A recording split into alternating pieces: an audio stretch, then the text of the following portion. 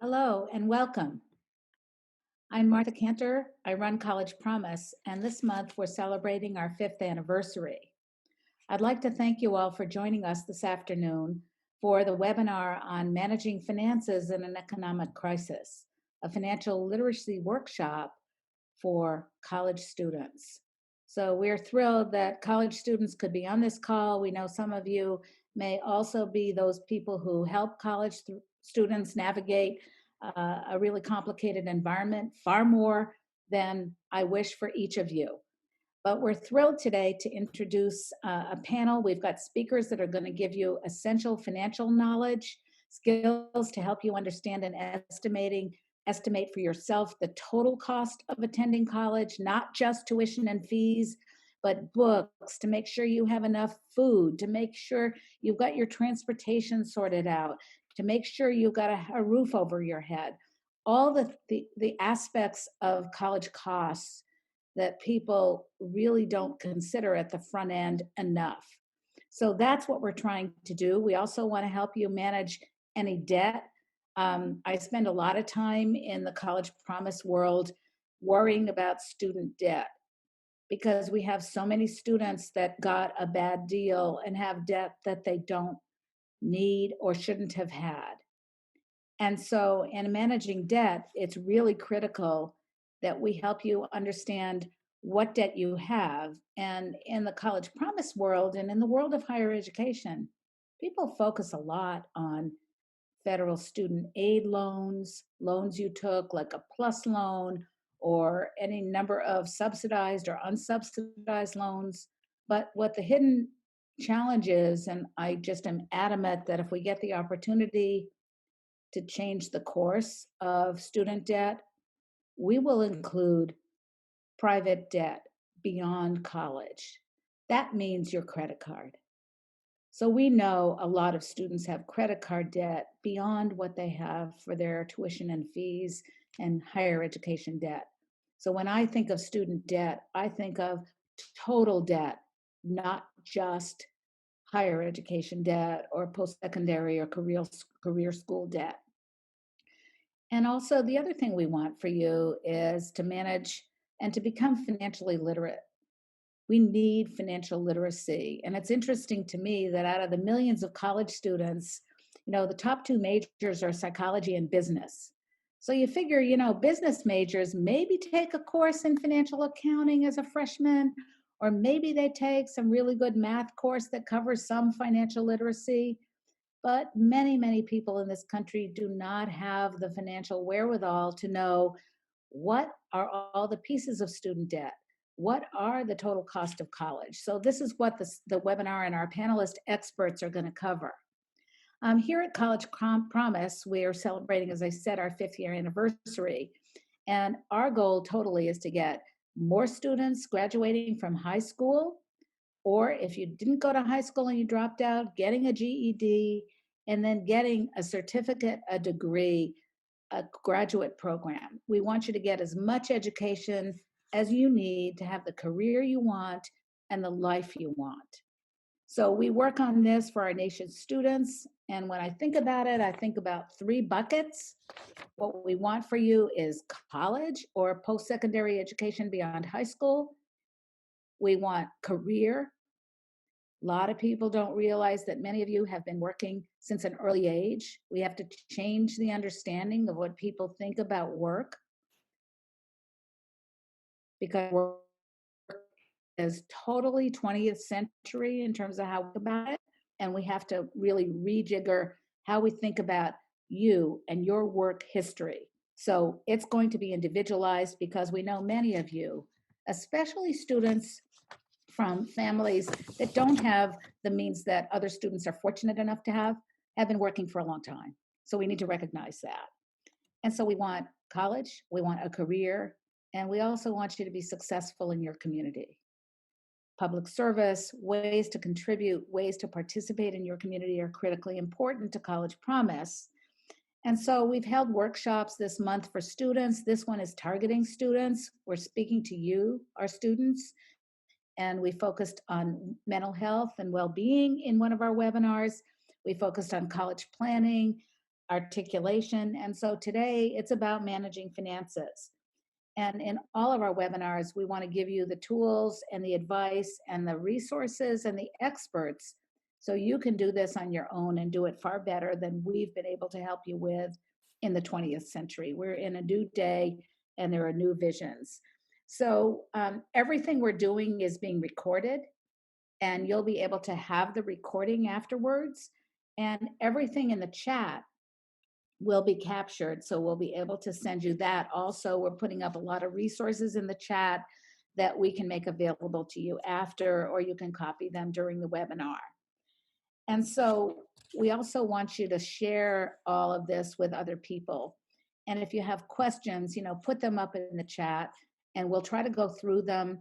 But our moderator, Megan, will try to go through them and be as smart as we can be. But if we can't get to all the questions, we will make sure we get back to you and answer your question.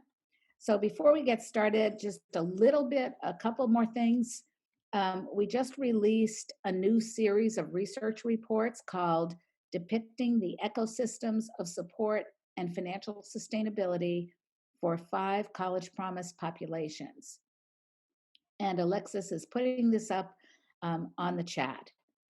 And so today we're also releasing a policy brief on each one of the populations that we've had design teams from across the country, including students, work on for the last year and a half. So we have a policy report today on traditional age students, 18 to 24-year-olds, adult students, 20s, 30s, 40s, 50s. I graduated a grandfather, a father, and a son in a graduating class when I was the college president. A paper on adults. 25% of adults in the country have children and they're in college or they want to go or they stopped out. So those are our students. Student veterans. You graduate at 18, you go into the military, or you decide to enroll when you're 21 and you don't go to college, you come back. We want you in college. We want the veterans to succeed. Half of the veterans who have access to the GI Bill don't use it. So we've got all kinds of challenges to get more of our nation's veterans into the college-going pipeline. And the last 2 groups that we looked at, dreamers and justice-impacted students. These are incarcerated and released students who are prominent in our communities. So you'll have all papers in the chat box. You are the target population. We're happy to release them today. And you can go to the big report that has a lot of much more educational language in it. And the policy briefs are meant to be pretty easy to read. My second point, we also have a COVID-19 resource guide for students and families. We have a lot of K-12 teachers and administrators, school superintendents, college professors, career schools, nonprofit organizations pulling down the resource guide, and we add to it every week because there's so much to be learned from how people are navigating COVID-19. So those are the 2 big things we want to share with you. And we know that millions of students are seeking financial support to navigate through COVID-19. So that's the reason we did this. We also have a lot of colleges and universities and career schools that have set up emergency grant programs. So we know that, money is a challenge for everyone, and we want to make sure you have access to as many scholarships as you qualify for or can get. So you'll have that resource also on the chat. And then finally, what is my last point? My last point is to tell you how grateful we are to do this work on your behalf. And now I'm going to introduce Megan Coval, the Vice President for Policy and Federal Relations. She leads at the National Association of Student Financial Aid Administrators here in Washington, D.C., and she oversees the association's policy and advocacy efforts. So she works with members of Congress, she works with state leaders, she works with college presidents and financial aid officers. And before that, she directed government relations for the federally mandated Advisory Committee on Student Financial Assistance. She continued several congressionally mandated reports on the post-secondary access and persistence targeted to students from low-income and moderate-income families. And she began her career in higher education as an admissions counselor. So she might want to have been a frontline person that a student could meet at Pennsylvania State University, Penn State. She got a master's degree in higher education from Penn State and a bachelor's degree in political science from Allegheny College. So Megan, take it away and introduce our distinguished panelists. Thank you. Thank you, Martha. Good afternoon, everyone. Appreciate that kind introduction. And we also appreciate asking NASFA to be a part of this webinar.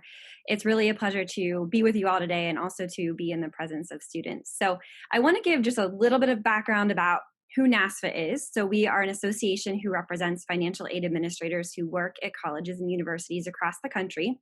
And our role is really to do two things. One, advocate at the federal level, so working with Congress, the White House, Department of Ed, for public policies that increase access to and success in higher education. And then the second is to help train financial aid administrators to make sure they understand how all the financial aid programs work and how they can best serve students. So if any of you are interested in learning more about NASFA or want to learn more about the policy behind federal student aid, I welcome you to please feel free to reach out to me individually. So moving on to today's webinar, Martha, I think, gave a great overview, but the purpose of the event really is for our panelists to share essential financial knowledge and skills on things like estimating total cost of attending college, managing debt, and just general financial literacy that students should really have as they navigate higher education. An event like this really couldn't be more timely. This is certainly an issue that's at the top of everyone's mind when things are normal, and we know now that things are anything but normal, and also that, of course, the pandemic has really exacerbated concerns and questions about access and affordability and the financing of higher education. But the good news is we have a great panel of experts here with us today to share with you their knowledge and their expertise on these topics. So without further ado, I want to go ahead and introduce them. First, we have Shar-day Campbell, who is an enrollment and communications and social media manager at Houston Community College. Shar-day is an award-winning communicator and certified social media expert whose gift for storytelling led her to a career in communications, television, and student engagement. In 2016, she joined Houston Community College as the financial aid department's first communications and social media coordinator. Shar-day is a #RealCollege affiliate for Hope Center for College, Community, and Justice and a fellow for the Seldin Herring Smith Foundation. And she received her Bachelor of Arts in Corporate Communications from the University of Houston. So welcome, Shar-day. Next, we have Abigail Seldin, who is the CEO of the Seldin Herring Smith Foundation, which funds seed-stage public interest projects and collaborates with leading tech companies to build tools for the new college majority. While at the foundation, she has led the development of Swift Student, a free digital tool for college students seeking financial aid appeals. A Rhodes Scholar and Forbes 30 Under 30, Abigail previously co-founded College Abacus, an ed tech company known as the kayak.com of college financial aid in 2012. And last but not least, we have Bryan Ashton, who is the Vice President of Community Investment and Government Affairs at the Trellis Company. Bryan serves in this role and in this capacity is responsible for leading the organization's college and university support efforts, student support efforts, and higher education research efforts. Bryan is the co-founder and managing director of the Higher Education Financial Wellness Alliance, which brings together organizations interested in removing financial barriers to student success. Bryan joined Trellis from The Ohio State University, where he led the university's financial wellness efforts. Bryan holds a Bachelor of Science degree in Business Administration with an emphasis in accounting from The Ohio State University, and is currently pursuing a master's in higher education from the Harvard Graduate School of Education. So welcome to each of you, and without further ado, we're going to kick things off. And what I think would be great is if each of you could just give a brief overview of your organization and also talk to us kind of at a high level about what you think some of the biggest financial pitfalls students encounter might be, and then kind of maybe one thing students can do to be proactive with their finances. So why don't we go ahead and start with you, Shar-day, and then we can move along to the others. Hello, good afternoon, everyone. Appreciate that introduction. Happy to be here. As introduced, I work at a community college, not necessarily an organization. So I'll save the pitch for my school, but I will say community college, just even in this time, is so like valuable, and looking at just like the value of starting off. If I had to look back at how I approached college, like my biggest do-over would have been taking more classes at a community college, just off top.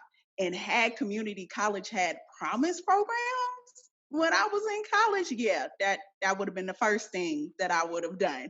So I think, I really want to encourage you to like look at making money moves is not as a singular event. Like it is an ongoing series of decisions. It's pivoting, it's adjusting, it's peaks, it's valleys, it's learning how to ask the right questions, not like paying attention to resources, and not and saying, man, that's not for me. But every time you attend an event, every time a course on financial literacy or something is offered, like you can glean something from it. And 9 times out of 10, if it's coming from your school, it's free. Like take advantage of the free game. And then the other piece of that is really learn your sources of income and treat financial aid as a source of income, right? Because at the end of the day, if you don't learn how that works, you run the risk of losing that source of income that you needed to cover the cost of your school. So like today, I really want to, and we have like Abigail has a tool with Swift students, and Trellis has tools around financial literacy.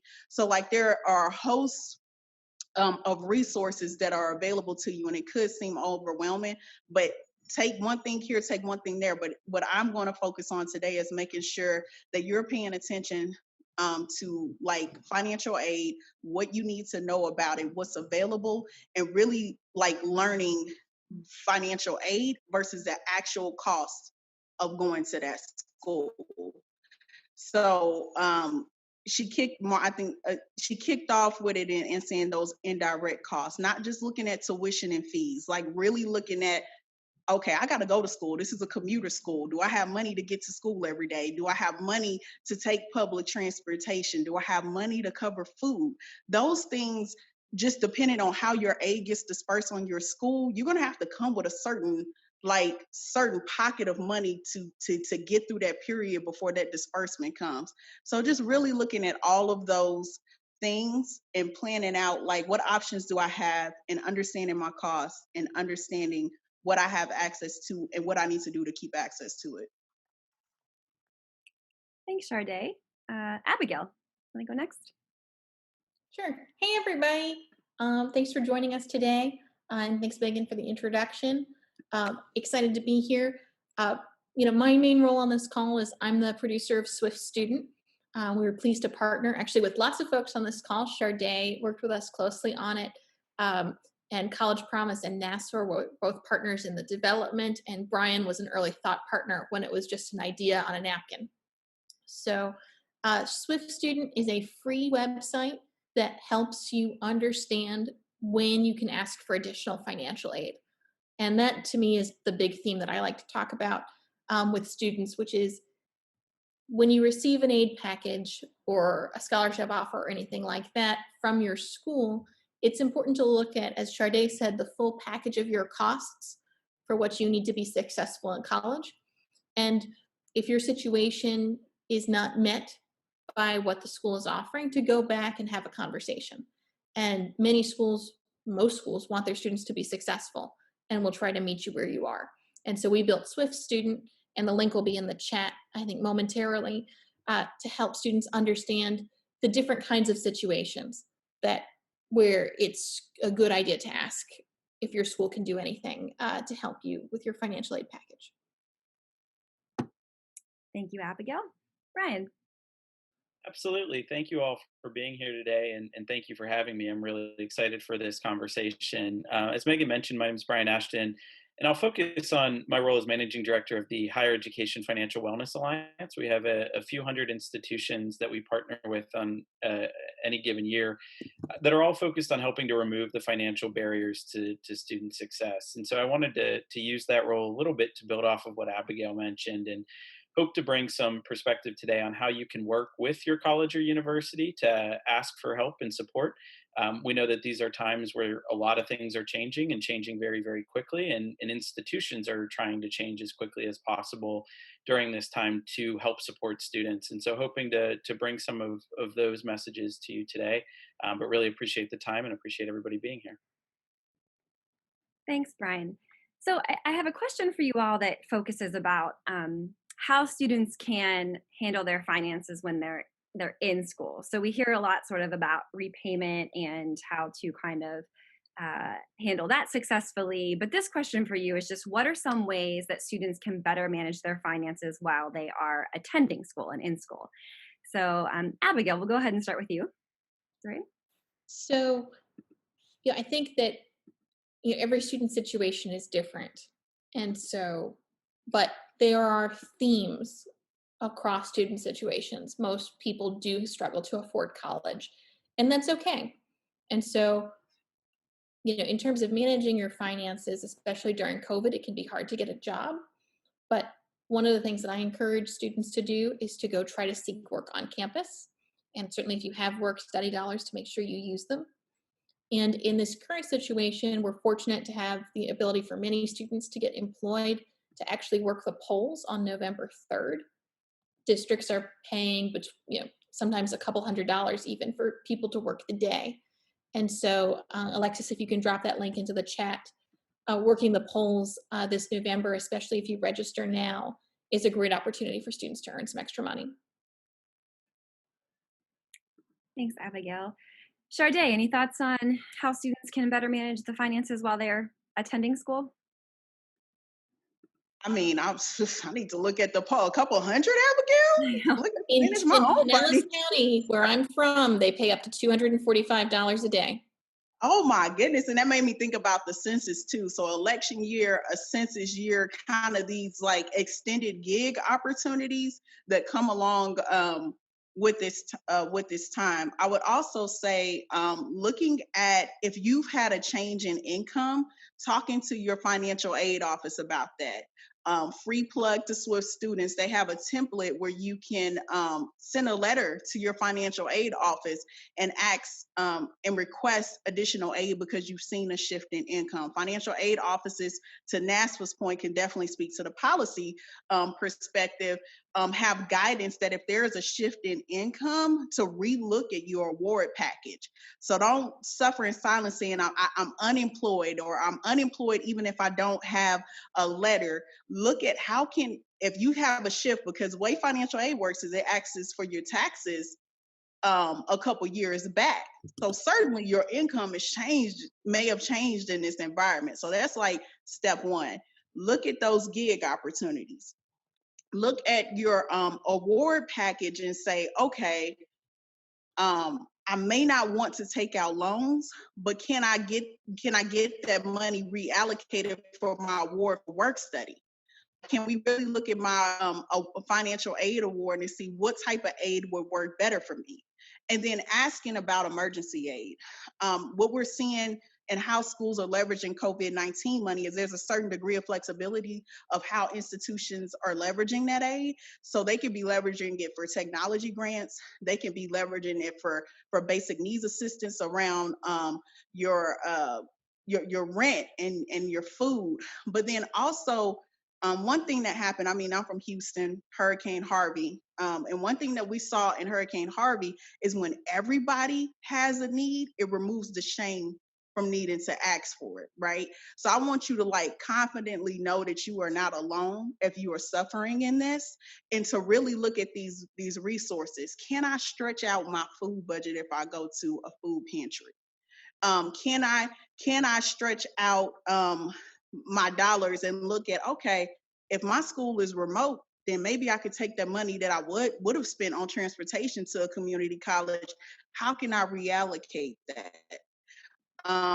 Seeing if there are additional scholarship opportunities, and staying in contact with that office, and looking at your emails. Look, man, look. Have you looked at your email today? Go open it. See what's in there. see if financial aid emailed you. But no, to be honest with the school, like what we're facing right now is like information overwhelm. And it's easy to slip into just not paying attention to that inbox because there's just so much to process. You're having to learn new technology. You're having to learn how to go remote, but pay attention to those resources. I guarantee your student affairs, financial aid offices are really trying to get ahead of it and seeing what is available. And so just scouring that, searching your website for emergency help. Most are grants, sometimes they're emergency loans. So understanding the difference between what's being offered, do I have to pay it back? It really requires, and then also looking at who on campus can point you to resources in the community. Because if somebody tells you that, there's free rental assistance in the city and things of that nature, that can be difficult to navigate. And a lot of institutions are moving towards having people on campuses that can help you navigate those resources. So, but the key is like self-advocacy. Like it's declaring that need, keep saying it until you get help, not getting discouraged when you don't get to the right person the first time, right? Like keep pushing, you advocating for yourself, and saying, look, I got one goal, to finish school. What are those steps that I have to finish it? If I got to take a higher degree of self-advocacy, if one person doesn't help me, can I ask another person? And just really fleshing out all those resources. Look, you all are gonna make it through. You're not alone in this. And I think that concludes my TED Talk. That's all. No, that was great, Shar-day. Thank you. And I'll just, I'll really, really quick, I'll just underscore, working for NASFA and obviously with the financial aid administrators, I appreciate, what you said about them being able to help. And I will just tell you, working with them firsthand, they are preparing for an influx of students who are having changes in their circumstances. They are moving staff around, so they have more people on the front line. So please don't be shy about reaching out. And I appreciate you saying that, Shar-day. Bryan, any thoughts that you might have on how students can better manage debt while in school? Yeah.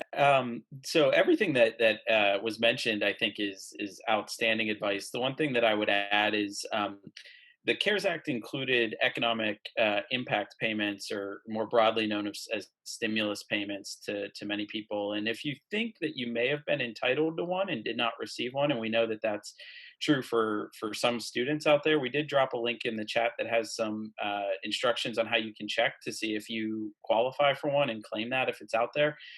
There's a huge push to try to get people to claim that next few days, and would really encourage you to take a look at that. I think the other thing that I would add, and I'll roll this into debt well in college, is even if you're at a point where you feel somewhat stable in your finances, we know that student finances change relatively drastically and at different points in time, right? The money that comes in is inconsistent, and the money that goes out is also inconsistent. Some maybe higher expense periods and lower expense periods. And so even if you're at a place where you feel okay about your finances, it's a good time to start planning and thinking about, to Shar-day's point, what are things that we could maybe cut on the expense side by using other resources, or what are the things that we can do to help raise income, like both Abigail and Shar-day mentioned. And so always sort of having that plan in the back can help reduce stress when you do feel a cut in income, or maybe when you see a rise in expenses. And if you even just have a few of those things written down, it can be a really, really good way to reduce some of that stress in periods of transition. Talking a little bit about debt while we're in school. I think Martha mentioned this in the early comments here as part of the introduction, but we know that debt takes on a variety of forms, right? And so we have student debt, and student debt gets a lot of press and attention, but we also know that many of our students are carrying credit card debt balances. Some are using auto, title, payday lending type of balances. And all of these debt products have different terms and conditions, and different challenges associated with them. And so I think the first thing is always to take an inventory of your current debt situation and think about what all do you have outstanding. And to the point about self-advocacy and sort of some of the shame associated with finances, we know that finances are one of the most difficult things to talk about. But in order to help manage debt, we need to be willing to talk about it. And so having that sort of complete debt picture is the first step to really being able to engage in conversations about the debt that we have outstanding. And then from there, it's really prioritizing, right? And thinking about of these different debt products that we have, how do we address these? And some are things like student loans that we can push off until after we graduate, and we may not have to worry about them while we're enrolled in school. Others, like credit cards or payday lending vehicles, are adding up very quickly, and that interest is accumulating. And those are things that we might want to pay a little bit more attention to sooner. But we need to sort of prioritize where those different debt vehicles are, and then think about what's the best way to approach that. And so for some, it's really psychological. I want to get rid of, if I have 5 different types of debt, I want to get rid of 2 of those and keep 3, so that I feel like I have less debt outstanding. And that works for some people.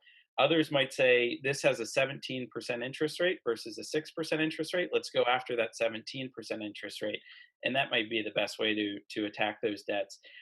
But those are some of the conversations that are really personal to you as an individual. The last thing that I would say is just bringing it back to the broader kind of environment of COVID-19. There's a lot of consumer protections that are changing. And because of this, even beyond student loans, there's a lot of flexibilities that creditors are giving now because of COVID. And I would encourage you to reach out to any debt or credit providers that you may have to talk about your debt and see what different opportunities they may have if that debt is creating a challenge. And every conversation that you had, I would encourage you also to document it, put it in writing, send it back to the person that you're talking to, whether that's a student loan servicer or a credit card company, just to make sure that you start that paper trail and documentation for your own records, but also for future reference in case some of the direction from the may change. So first step, really get a complete picture of what you have. Second is think about what makes you feel the most confident about tackling this. And then third is seeing if there's any real opportunities given COVID to negotiate and work through some of those debt obligations that you may have. Thanks, Brian. And that was actually a great segue into my next question, which is about debt management and sort of this idea that debt in and of itself is not a bad thing, and that's a message that we, of course, want to send to students everywhere. Is that debt can sound scary, but it really can be manageable. And so, my question for the panel is, if you have any resources or even just advice, you all are kind of experts in this space, to help make debt feel more manageable and to not feel overwhelming. If for some folks it may feel overwhelming, but kind of to help on that front. So Shar-day, why don't I start with you, see if you have anything to share on that front.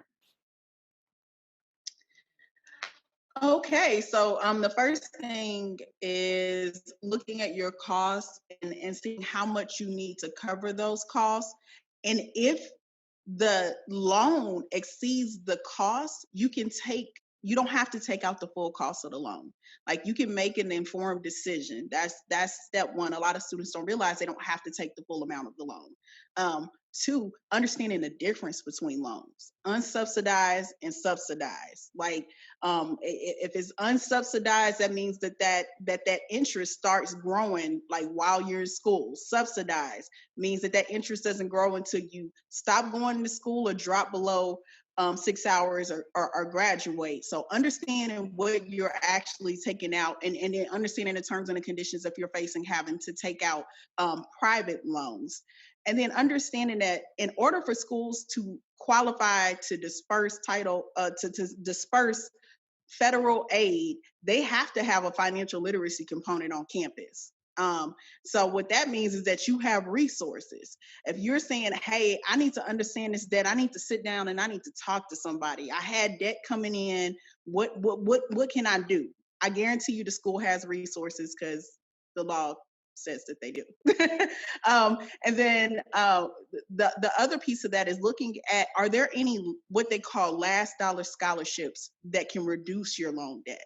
So a last dollar scholarship means that I'm coming in for whatever free like grants or grants doesn't cover the cost. A lot of times it may not get you additional aid, but it can replace the cost of your loans. That's kind of the premise of promise programs or free degree programs, is that they have last dollar scholarships. But schools have other last dollar scholarships outside of promise scholarships. Looking at your textbook options is just like this general understanding that textbooks are disrespectfully expensive. But there's a lot of work going on in a higher ed space around free online educational resources, asking, hey, what type of textbook options do you have on campus? What options are available at the library? Like really looking at what options you have around books can help reduce the amount of loan debt that you have to take out. And then the last piece of that is understanding your loans. If you came in with loan debt, you may be facing maxing out on how much you can take out, right? I see this a lot in community college spaces. They come back and they say, oh, I changed my mind. I actually want to get a second associate's degree. Well, if your goal is to get a bachelor's, you'll suck up your lifetime loan eligibility, get into associates and not getting your bachelor's degree. So understanding how much money, how much loan eligibility you have left is another big piece around debt management. Thanks, Shar-day. Abigail, any additional thoughts on debt management? So one of the things I think that's important is to understand also that for many students, federal student loans are the cheapest debt that they can get. So, as Bryan said, with federal student debt, often you can get with a 6% interest rate versus credit card debt, which typically is 17% or more. And so I think it's important for students to think and be honest with themselves up front at the beginning of the semester when deciding how much federal student loan debt to accept, to think about, well, if I run into a jam, am I just going to have to put it on my credit card because the credit card will be more expensive in the end? So thinking up front about how much it'll cost in the long run is important. And the other is to think about how to maintain your federal student loan eligibility. So one of the things that your school should tell you when you enroll is that to be able to stay eligible for federal student loans and grants like the Pell Grant, you have to maintain a 2.0 grade point average. And if you drop below that, and there was some other fine print around that, then you may not maintain your eligibility for federal student aid. And so one of the best things actually that you can do to manage your finances is to keep your GPA above a 2.0 or within the satisfactory academic progress band to make sure you continue to be eligible for everything you were eligible for at the beginning of your college career. Thanks, Abigail. Great points. And I think actually that Martha had something she wanted to chime in on related to this. So Yeah, I was listening to the great comments from our panelists, and I thought, well, we've got students on the line here. I just want you to write out all the debt you have right now. So if you have one credit card or 5 of them, not right now, after the webinar, sorry, at 2:00 or wherever you are, whether you're Central Time or Pacific Time or Mountain Time, whenever this webinar is over, tonight, tomorrow morning, take all your credit cards out if you have any and get your balance. You can get it online, you can make a phone call, you can get it in the mail, you can get that. And if you have trouble getting it, ask a friend. So I have a MasterCard. My balance is $25. I'm going to write that down. I'm going to write all my credit card, what I owe each month, not only to keep my balance, but a second column, how to pay it off. So if I pay off my total $25, I'm done. I'm going to get 0. And hopefully I'll keep that credit card in my pocket and only use it for emergencies or food or whatever basic need I have, because we know it's tough in COVID pandemic for many students. So you have to do what you have to do. But then go to your student debt for state aid. If you took a state loan, if you took a private loan, a public loan for college, what our panelists are talking about, and write that down. And if you feel like it, if you've got family members, brother or sister or a parent, do it as a family. Or if you're on your own, do it by yourself. That way you'll know every single month what you have to pay and how many hours it takes to work to pay your debt. I just wanted to share that because a lot of times people don't have the system They might know what we're trying to say, but how do I know everything I owe? And I don't want to look at it because it's so bad. I had a student last week who owed thousands of dollars in debt talk to me. And the student said, I don't want to really tell you how bad it is. Well, tell yourself. Tell yourself, take a risk, look at it, and then ask a friend or ask your financial aid director at school or ask somebody you trust, how do I get myself balanced? Sorry, thanks for letting me chime in. Of course, thanks, Martha. And I think that's great advice, and appreciate you chiming in there. We are going to get to the audience Q&A in just a moment, but we'd like to ask our panelists one more question. And that is, we know the current pandemic is going on, and that sort of provides, provides is not the right word, but places extra challenges on everybody. But if you could think of or say one thing that students could do today to be more productive with their finances, what would that one thing be?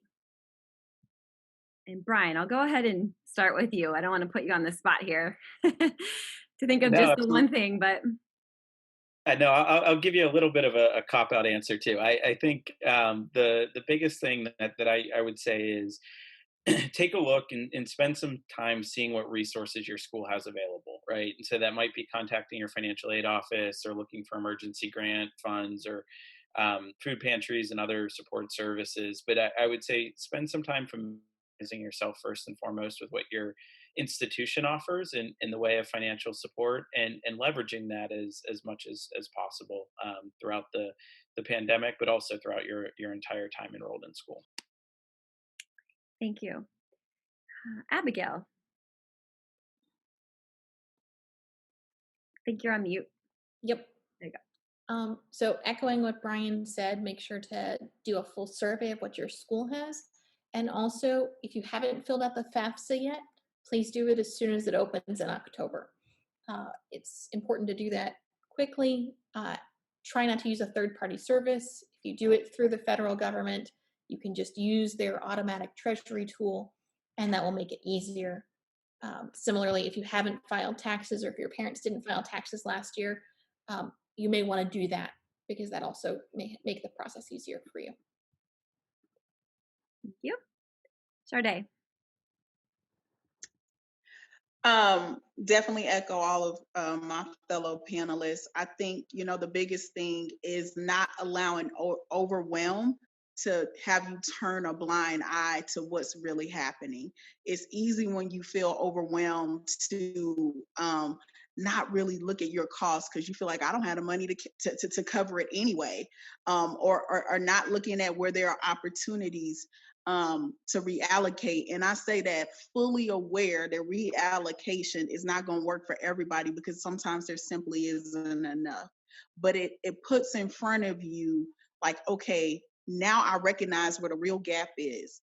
And can I take on that suggestion around like an election day gig, or will that help me cover like how far I'm in the hole right now and get back get back balanced.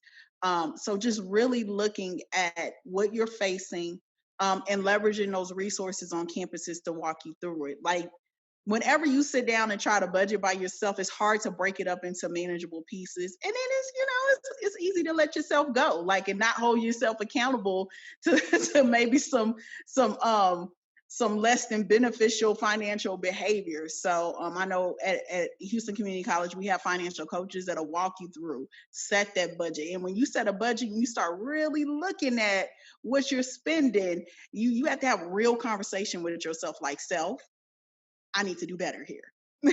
So yeah, just not allowing overwhelm to let you slip into not really keeping some ownership around what you have going on with your finances. Thank you all for that. Wonderful advice. And now we're going to turn to audience Q&A. So first, I want to just encourage you all to submit any questions that you might have, and we'll do our best to get to as many of them as possible. And for the panel, one of the questions that came in from the audience, and I'll just sort of open this up to whoever may like to answer, or you all can, someone wants to know, do you have recommended financial wellness resources for students who have a responsibility to financially support their families?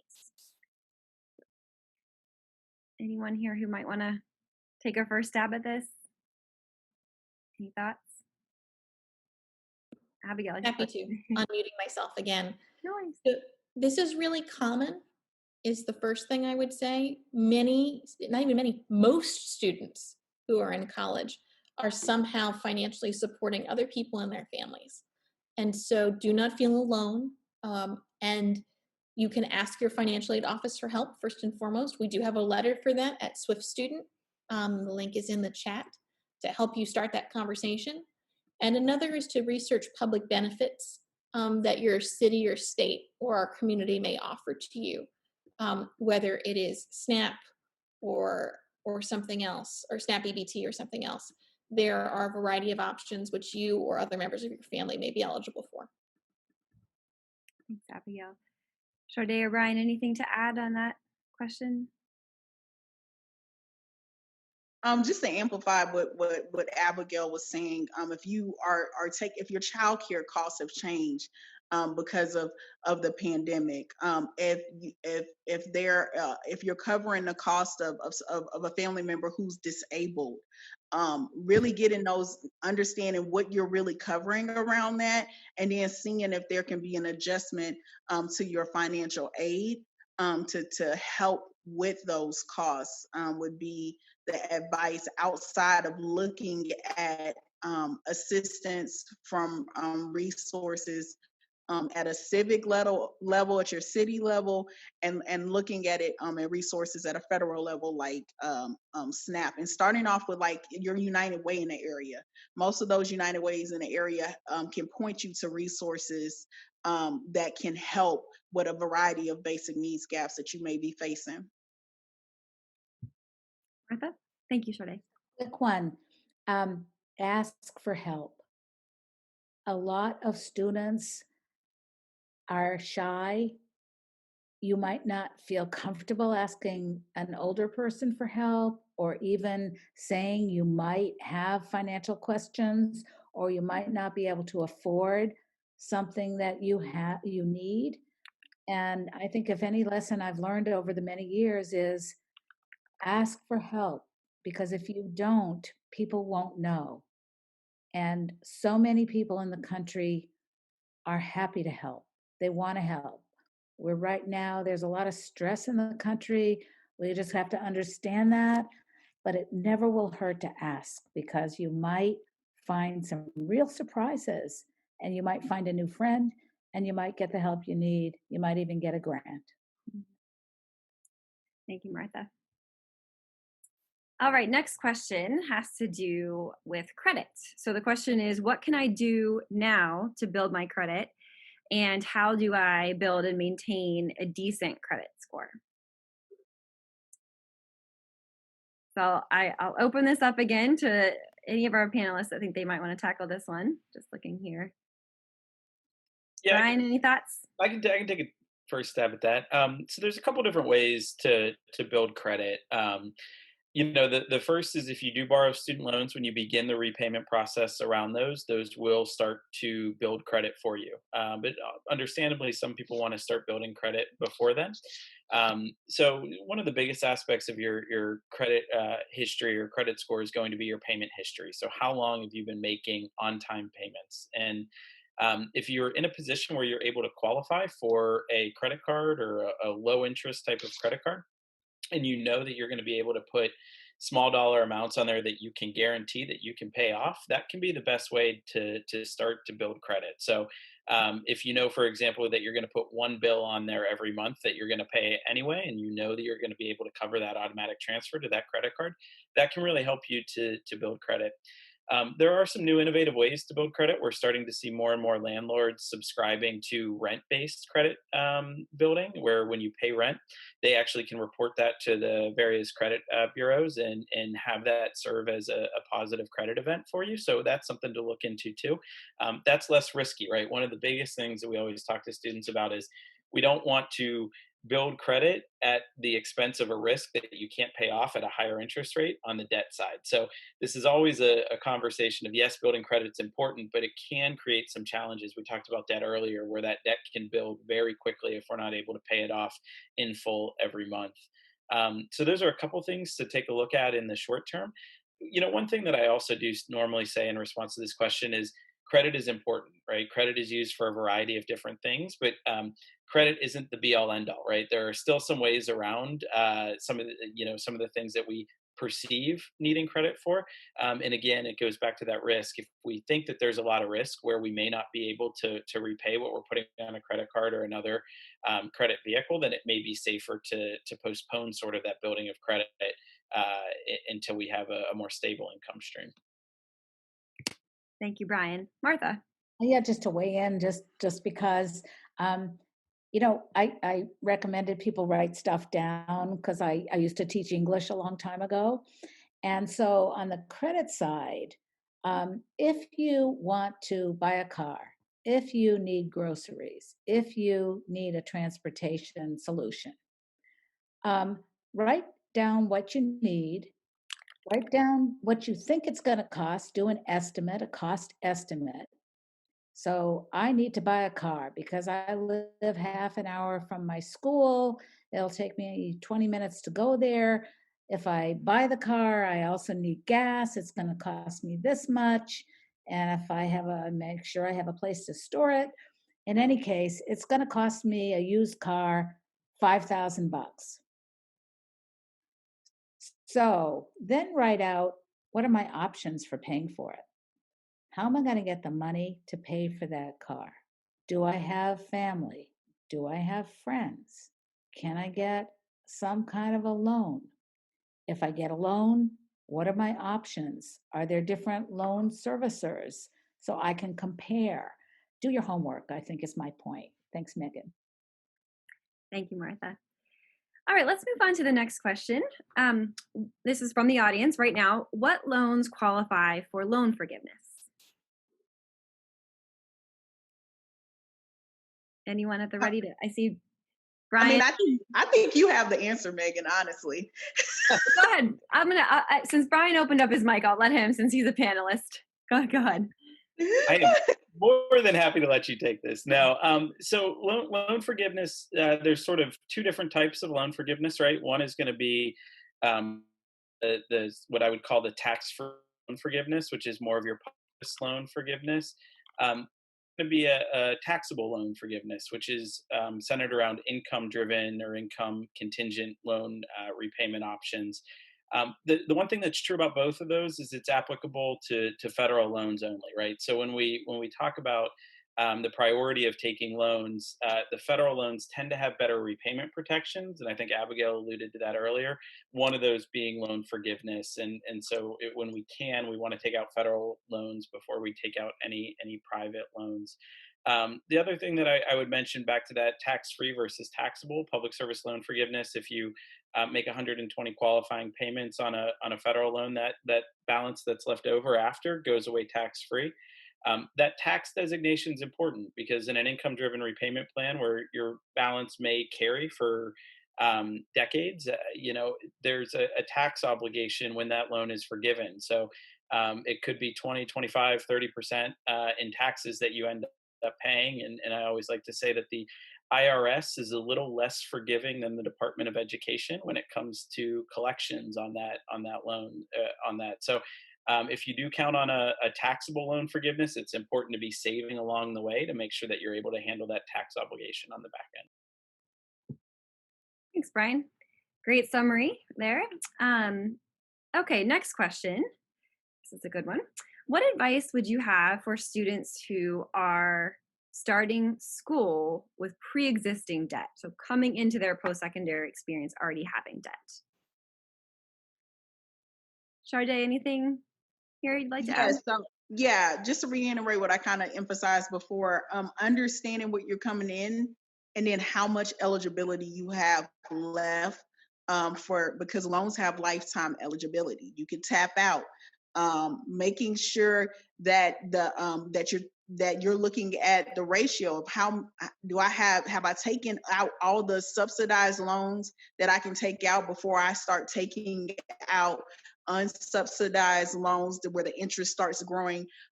Right now, talking to right now that in Texas, we have to do a loan disclosure to our students. So a lot of times your school may be sending you a disclosure reminding you not to scare you, but to tell you, hey, just keeping it top of mind, because you can go 4 or 5 years and never even look at the debt that's growing. So really looking at it, understanding the source of the debt, and then saying, okay, what options do I have? Like I talked about, last dollar scholarships. Do I have to reduce the amount of debt that I have to take out right now? And starting November is National Scholarship Month. Starting on that scholarship process earlier than when you feel like you need it, like when it's like peak enrollment season. By that time, it's really too late.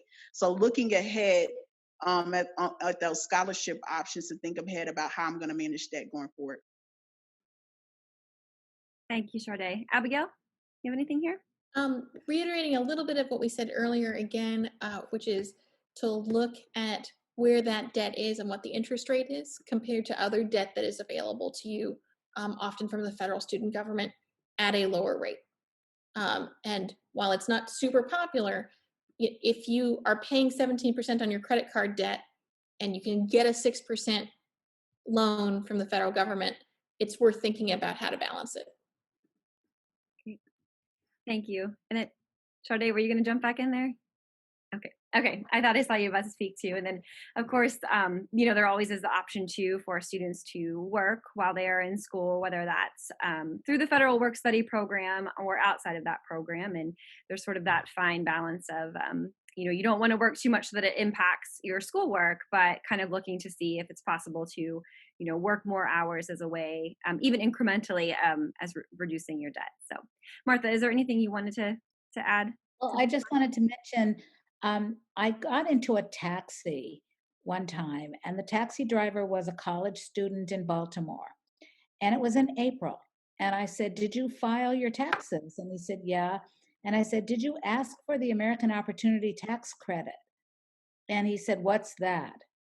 And so I want every student on this panel, on this webinar, every student in the country to know what American Opportunity Tax Credit is, because you can get a tax credit if you apply. And he had no clue. He was going to redo his taxes, so he was going to get that money back from the federal government. So if anyone wants to explain that, or you can go out to the web, and I'll have our person put it up on the chat. AOTC, take advantage of tax reimbursements that you would also qualify for the federal government, especially, end of December, January, February, March, when you do your taxes or your family does it. Ask about AOTC. Great. Thank you, Martha. I'm looking at the clock here, and we have just a few moments left. So I want to, thank you all for your participation, and also offer you sort of just one last chance for any final panelists, one last chance for any final thoughts or reflections for this great audience of students that we have. So I will start with Abigail, and then we'll move down the line. Thanks, Megan. So I think, this has been sort of a dark and scary panel of all the things that can trip you up financially. And so I want to remind everybody on the call that, especially if you can go to an institution like your local community college or another school locally that has a great graduation rate and good debt repayment rates, which you can find on the college scorecard, college is a great deal. People who go to college earn, on average, $1 million more over their lifetime than people who do not graduate with a BA. And so this debt payoff is significant if you can graduate. And I think it's important to keep track of the long picture. Thank you, Abigail. Shar-day, any final thoughts? Abigail actually said what I was going to say, like not getting discouraged from not letting the process discourage you from the value. And that process with that value, also understanding where that value lies, and that value lies in increasing your earning potential. And you can only increase your earning potential if you finish. So just keeping that end goal in mind, finishing, but moving with that self advocacy and confidence that when I finish, I've already had conversations about my plans, about how I'm going to handle that debt, and not retroactively just sitting with it and recognizing how much you may have accrued, but also feeling good about your decisions. I mean, like, if you are tuning into this webinar on a College Promise webinar, you've probably made a really great first decision to get those first 2 years free. Look at the good decisions that you've made. Stay encouraged. Keep pushing. And like I said, when I opened up, financial literacy is a series of decisions. It's ongoing, like, nudges and behavioral shifts, and always looking at how I can do better and understanding my costs and what resources I have to cover them. Thanks, Shar-day. Bryan? Yeah, I would echo both of the other panelists here. I think those are phenomenal thoughts. The last thing that I would say is just don't be afraid to ask for help. And you may not get the help you need the first time you ask, but don't be afraid to ask again or ask somebody else. And unfortunately, there can be inconsistencies in terms of the help you get based on who you talk to. And never be afraid to, I think, both panelists mentioned earlier, to advocate for yourself and to ask questions, and to ask questions that have uncomfortable personal information. Sometimes disclosing is the only way that people can actually help you if they know the totality of the circumstance. So don't be afraid to be a little vulnerable, and to ask for help, and know that you might not get the help you need the first time, but to keep on asking. Thank you, Bryan. And, sitting where I sit at NASFA, again, working with the financial aid administrators, that's sort of what I would leave as a parting comment as well. And, I noted this earlier, but ask for help and self-advocate, but just know on the other end, there are really good people there that are in these jobs as financial aid administrators to help you all, and options abound. There can be lots of different solutions to different problems that exist. So we encourage you to all to reach out. So thank you all for joining us today. And I also want to take a moment just to thank our panel, Bryan, Shar-day, and Abigail. This is a very, uncertain, and I'll say the word we're all saying, unprecedented time. But I think one of the things that should give us all some peace and comfort is that there are lots of people, including our panelists today, who are doing good work on behalf of students and trying to kind of make things better for everyone. So we thank you all for joining us. And we wish everyone in the audience today the very best of luck as you navigate your post-secondary experience.